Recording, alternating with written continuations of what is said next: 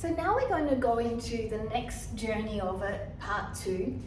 And once you're feeling good with part 1, we're going into part 2 of the neck, and we're going to kind of release into decreasing nerve sensitivity, bringing mobility back into the spine as you go through it, and also making sure the pain is decreasing as well with nerves and movement function.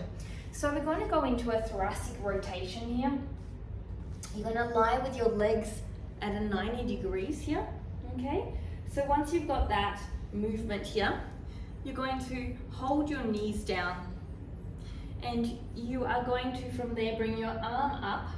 You can keep your shoulder down, you can keep your hips down. If you need a block underneath, you could also put block underneath your feet and knees. From here, your head can also rest on something if this is uncomfortable. You're going to open your shoulder all the way, looking to this direction, the arm and head opposite, and coming back. So you're doing around 10 to 15 repetitions. Firstly, we're increasing the range of motion. Secondly, we're making sure there's no pain. And thirdly, we're getting mobility in. So again, you have your legs in 90 degrees, rotating over, holding those knees. And from here, looking in the opposite direction and rotating your arm. Now your arm may not come as far and you may be here, that's okay. You don't have to expect that you are coming all the way, okay? Keep it in an alignment and do your best as you go through. Doing a nice, slow and controlled, maybe holding at the end 2 to 3 seconds. From there, we're going to come into snow angels. Now, the aim of this mobility exercise also is to make sure our hip and our bottom is supported. So you may need to add blocks if you have a short roller and you don't want any pain.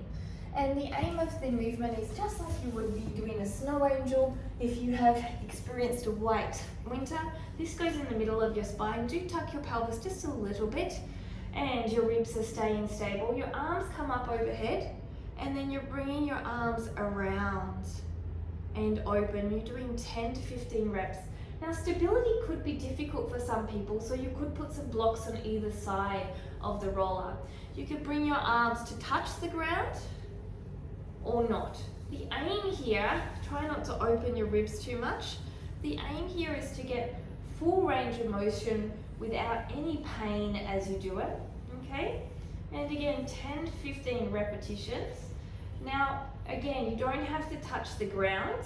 You could also do a W shape. So you're starting in a Y and then coming into a W. Again, you don't have to touch the ground here, so you can start a little higher. This is also going to create mobility as well. So you could either do this shape, either on or off the ground, elbows and wrists are trying to get to the ground, ribs and your hips are engaged, or arm swoops like an angel here, coming around. Chin is slightly tucked as you do it, nice and slow and controlled, not too fast. Or bring your arms up slightly as you do it. So this is exercise 2. Once you've done those, we're going to move into cervical mobility, where you are simply starting here in a seated position, and then you're going to tuck your chin, bring your chin to your chest, and then you're going to lift up and bring your chin back, or your head back, chin up. So you're coming from here, you're doing cervical mobility into the muscles of flexion and extension. So you're going from here to here, 10 to 15 reps. The only thing you're moving is your neck. From there, you want to look through rotation, and you're going to start here and you're going to rotate your head one way and then rotate your head the other way. Now you can see I'm not rushing the movements, nice and slow and controlled. You can even hold at the end. That's your second. 10 to 15 reps of each. Then you're going to do a side bend. So like you're trying to, like a dog looking at you wanting some food. You know how they look at you intently and they turn their head to the side, same thing.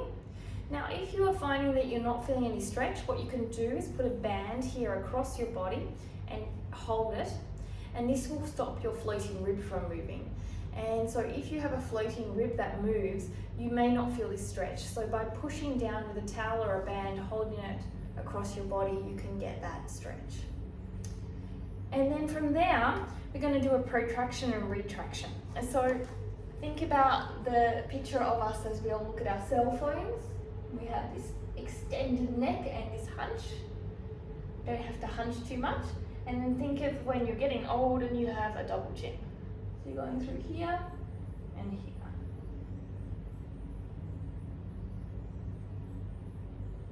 So these are the first few exercises in phase 2. I'm going to bring you a few nerve mobilizations in the next part, which is also part of phase 2, before I bring you the strengthening exercises that you can do in phase 3 once it's feeling really good, nerve pain is decreased, sensitivity is decreased, and function and strength is coming back. So take your time, 3 to 4 times a week, 10 to 15 reps. I hope you enjoy.